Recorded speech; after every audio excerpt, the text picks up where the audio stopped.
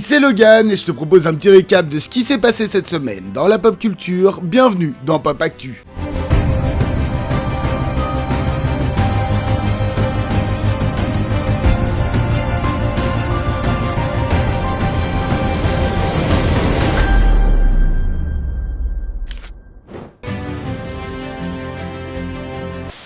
Allez savoir pourquoi, mais cette semaine, de nombreuses personnalités et entreprises sont quelque peu parties en guerre contre l'IA, protégeant leurs voix, projets et bien d'autres. Voici ce qu'on a pu voir. Matthew McConaughey a protégé sa célèbre phrase Alright. Ainsi que d'autres. Les IA ne pourront donc pas l'utiliser car trop protégées par droit d'auteur. D'après ses agences, ça vise surtout à protéger sa voix d'être utilisée. La San Diego Comic Con bannira toute œuvre conçue par IA, même partiellement, de sa convention. Bandcamp, le site qui permet aux artistes indépendants de vendre leur musique, va également bannir toute musique générée même partiellement par IA. Les développeurs de Warhammer ont également banni l'IA de toutes leurs créations. Certains développeurs auraient essayé, mais le résultat n'est pas génial et l'entreprise va embaucher plus d'humains. YouTube veut tenter de limiter l'avalanche de contenu IA de mauvaise qualité qui arrive sur leur plateforme. Et pour finir, la Californie va investiguer sur X et Grok sur les deepfakes en IA. De nombreuses plaintes ont été déposées sur des personnes qui sont retrouvées sans leur consentement, dénudées ou dans des poses explicites. En même temps, allez faire un tour sur X, c'est la nouvelle mode de demander à Grok de mettre tout le monde en bikini. Bref, l'IA continue de grandir et son utilisation aussi, mais comme ces entreprises et individus l'ont compris, son utilisation doit être encadrée. X-Files, une série de science-fiction culte avec les agents Mulder et Scully. La série a été diffusée entre 1993 et 2002 avec 2 nouvelles saisons en 2016 et 2018, ainsi que 2 films en 1998 et 2008 qui aura su s'imposer comme un culte de la pop culture. Depuis 2018, plus aucune nouvelle de la série donc, jusqu'à ce que soit annoncé, Ryan Coogler, réalisateur de Creed, Black Panther ou encore plus récemment Sinners, va s'occuper du reboot complet de la série. Invité du podcast Happy Sad Confused, le réalisateur a donné quelques nouvelles sur sa série. Il y aura des épisodes Monster of the Week, c'était déjà dans les saisons précédentes. En gros, un seul épisode qui se suffit à lui-même avec l'enquête sur une seule créature ou personne. C'était souvent fait à l'époque vu que le spectateur n'allait pas forcément voir les épisodes dans l'ordre, mais il y aura aussi une grosse histoire avec un fil rouge. Sa première série de Coogler, il a donc reçu des conseils de Vince Gilligan, le créateur de Breaking Bad, Better Call Saul et Pluribus. Rien que ça. Cela sera son prochain projet, Black Panther 3 n'étant pas pour tout de suite. Il aime la pression que les fans lui mettent et il est lui-même de Gillian Anderson et David Duchovny, il n'a cependant pas précisé s'il reviendrait dans la série. Et c'est actuellement tout ce qu'on sait de cette nouvelle série.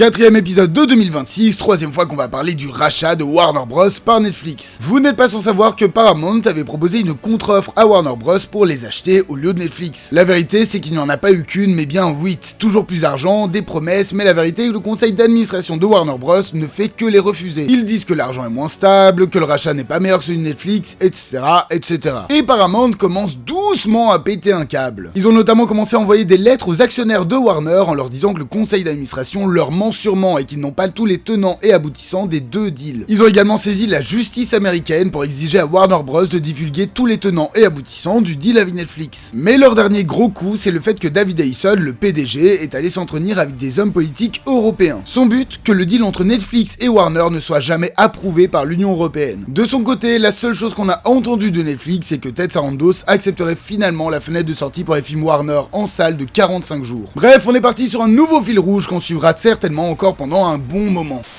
Malgré ces histoires de rachat, le studio continue de fonctionner et d'avancer et nous avons eu quelques nouvelles sur le futur de DC par James Gunn. On a donc appris les choses suivantes. Une série animée sur le personnage de Mr. Miracle est en développement, la série se basera sur le run de 2017 par Tom King. Le scénariste du comic sera d'ailleurs showrunner de la série et elle sera TVMA, on ne sait cependant pas encore si elle sera intégrée au DCU ou non. Toutes les rumeurs qu'on a pu voir sur les castings de Batman ou Wonder Woman sont fausses. Le dernier gros personnage à avoir été casté est Lars Heidinger en Brainiac et il ne faut pas s'attendre à d'autres castings pour le moment. Le film animé Dynamic Duo sur Dick Grayson et Jason Todd avance bien, Gunn rappelle cependant que le film ne fera pas partie du DCU. Sam McCurdy sera le directeur de la photo de Man of Tomorrow, il a précédemment travaillé sur Shogun, Game of Thrones et Peacemaker. Une annonce pour le film The Brave and the Bold dépendra de l'avancée du script, il ne souhaite pas faire d'annonce autour de Batman tant que The Batman 2 n'est pas sorti. Il ne faut pas s'attendre à un premier trailer de Clayface, gueule d'argile, pour le moment, le film sortira toujours en septembre. Gunn a partagé une image de Superman entrant dans la forteresse, de nombreuses personnes pensent que le tournage de Man of Tomorrow a commencé, je pense plutôt que c'est une image du premier film. Et pour finir, de nombreux autres projets sont en train de recevoir le feu vert.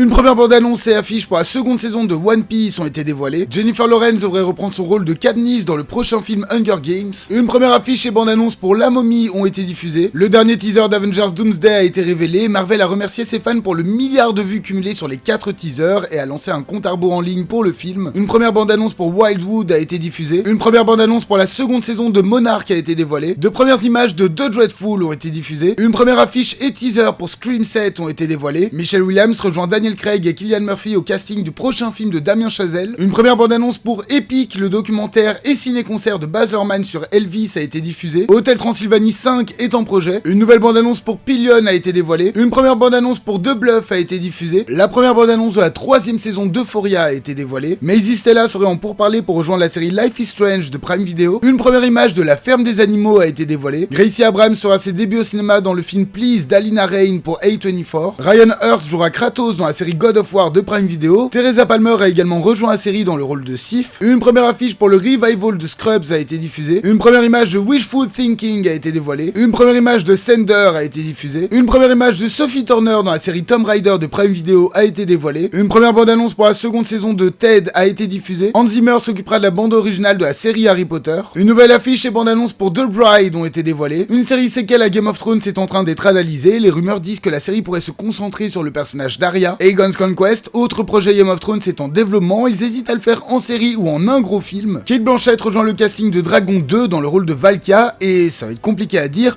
Olafur Darry Olafsson, j'ai réussi, jouera Drago. Glenn Powell jouera dans Tesseract, le prochain film de Sam Esmail, à qui on doit notamment Mr. Robot. Le film devrait sortir cette année. Et le réalisateur ne chôme pas car il sortira Panic Carefully début 2027 avec notamment Julia Roberts et Elizabeth Olsen au casting. Une nouvelle bande-annonce pour Twisted a été dévoilée. Une nouvelle bande-annonce pour la montée et la chute de Reggie Dinkins a été diffusée. Un film préquel Conjuring appelé First Communion sortira en 2027 en salle. Le nouveau film de J.J. Abrams, The Great Beyond, sortira en novembre en salle. On retrouvera Glenn Powell, Jenna Ortega, Samuel L. Jackson et Emma McKay au casting. Chrissy Milioti, Madeline Klein et Glenn Powell, encore lui, joueront dans la prochaine comédie de Judd Apatow. D'après Kathleen Kennedy, qui vient de quitter Lucasfilms, personne n'est intéressé à faire de nouveaux projets Indiana Jones pour le moment. 2 séries ont été annulées. Une première bande-annonce pour l'adaptation du jeu de Mortuary Assistant a été diffusée. Le prochain Paranormal Activity, réalisé par James Wan, sortira l'année prochaine. L'horreur continue en 2027 avec le prochain film L'Exorciste de Mike Flanagan. Scarlett Johansson rejoint le casting. Paul Feig, qui vient de réaliser La Femme de ménage, réalisera Mamma Mia 3. Wife and Dog sera le prochain film de Guy Ritchie. On y suivra les meurtres et trahisons de la famille Fairbank. Benedict Cumberbatch, Anthony Hopkins et Rosamund Pike sont au casting. Avec 80 millions au box-office US, Marty Supreme devient le meilleur succès d'A24 dans le pays. Avec 1,7 milliard,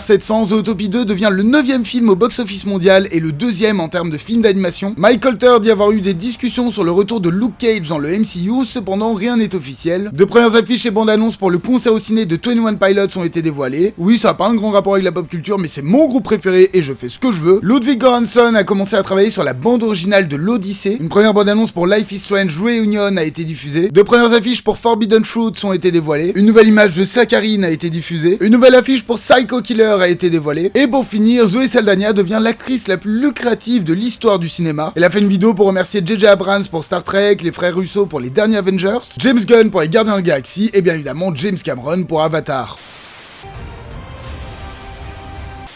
Un siècle avant Game of Thrones, on suit le chevalier Duncan le Grand et son écuyer Egg. Dans une époque de paix relative avec les Targaryens sur le trône, de nombreuses aventures et ennemis attendent ses deux amis. Nouvelle série spin-off de Game of Thrones après House of the Dragon, elle était très attendue par les fans. Sortie un peu comme ça, on sent que la promo était pas vraiment au rendez-vous, le premier épisode est sorti ce lundi pour une diffusion hebdomadaire.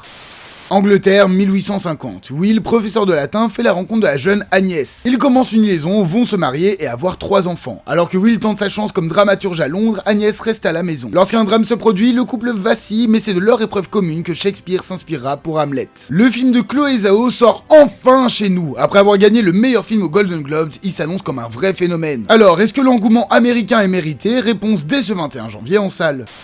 Russie, année 90, au lendemain de la chute de l'URSS. Vadim Baranov fait son petit bout de chemin, d'abord artiste puis producteur de télé, il devient le conseiller d'un ancien agent du KGB, Vladimir Poutine. Le résumé est normalement bien plus long, mais je préfère vous en garder les surprises, ça a l'air prometteur et vraiment sympa, et ça sortira, vous en doutez, ce 21 janvier. Et voilà qui conclut ce 101ème épisode de Pop Actu, merci d'avoir suivi jusqu'au bout. C'était un gros épisode, je m'attendais pas à ce qu'il y ait autant de nouvelles cette semaine, mais au moins pour une fois c'est assez positif. N'hésitez pas une fois de plus à liker, commenter, partager et vous abonner, ce sont les plus grands soutiens pour la chaîne. Moi je vous dis à la semaine prochaine, passez une bonne soirée.